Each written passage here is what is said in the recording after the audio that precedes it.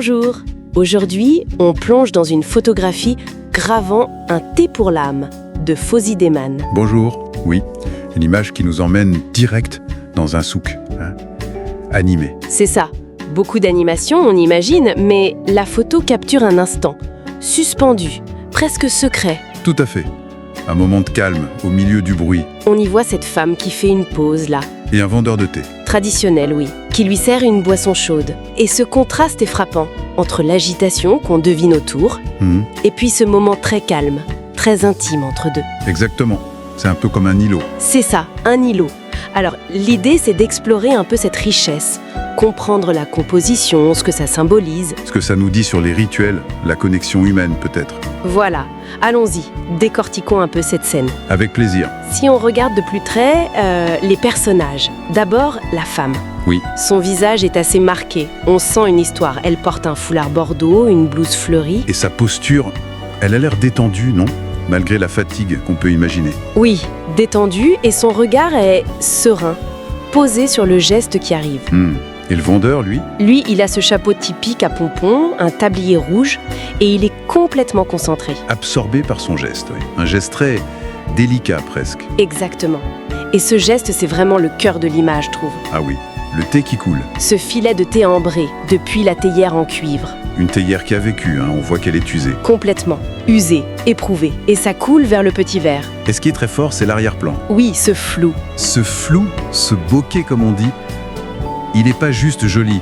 Il sert vraiment à isoler les personnages. Ça renforce leur bulle, en fait. Tout à fait.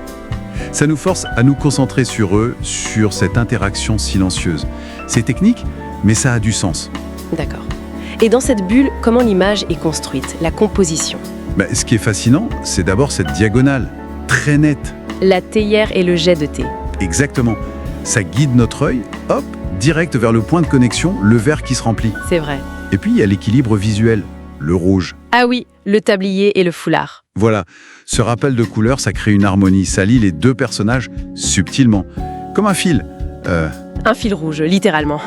En quelque sorte, oui, un fil d'harmonie. Et ce lien visuel, il fait écho à autre chose, non ? Je pense au contraste entre la théière usée, qui évoque le travail, la chaleur. Oui, le labeur. Et la douceur qu'on attend du thé, cet apaisement promis. C'est exactement ça. On touche au symbolisme. La théière, c'est l'effort. Peut-être la chaleur écrasante du souk, le travail répétitif. Et le thé offert, ça devient, une sorte de trêve sacrée.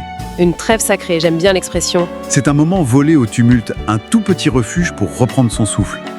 Physiquement, mais aussi mentalement, émotionnellement. Et le thé à la menthe dans les souks, c'est plus qu'une boisson, c'est un code social, non ? Ah oui, absolument. C'est un rituel, un lien. Et donc cette pause pour cette femme... Si on élargit un peu la perspective, on peut y voir plus qu'un simple repos. C'est-à-dire ? Dans ce contexte, le travail des femmes, il est essentiel, mais souvent invisible ou moins valorisé. Oui, c'est vrai. Alors s'accorder ce moment de thé, c'est presque un petit acte de résistance. Une revendication discrète d'un temps pour soi. Une forme de résilience. Oui, une résilience silencieuse. Ce n'est pas un luxe, c'est vital pour tenir face à l'épuisement quotidien. C'est une lecture forte. Et le vendeur dans tout ça, quel est son rôle ? Il n'est pas juste là pour vendre, il devient une sorte de médiateur social, presque. Ah oui. Il offre l'apaisement, bien sûr, mais aussi une écoute silencieuse, une forme de reconnaissance sans mots. Il est le gardien de ce petit rituel. Il valide ce moment de pause, en quelque sorte. On peut le voir comme ça, oui. Et ce qui renforce tout ça, c'est l'authenticité qui se dégage. On n'a pas l'impression d'une photo posée. Non, pas du tout. Ça ressemble à un instant volé, pris sur le vif. Ça lui donne une force documentaire, presque. Tout à fait. Et cette impression de vérité, elle est cruciale.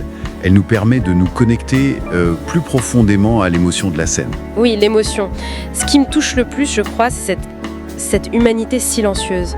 Il n'y a pas un mot échangé, on l'imagine, mais tout est là.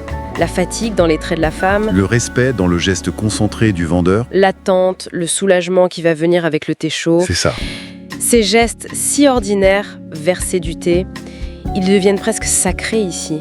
Par l'intention, par le contexte. Et c'est sans doute ça que l'artiste, Fawzi Deman, a voulu nous montrer. Quoi donc, précisément ? Rendre hommage à la beauté, à la dignité qui se cache dans ces moments simples. Ces pauses invisibles qui permettent de reprendre souffle dans des journées laborieuses. Voir la poésie sociale là où on ne regarde pas.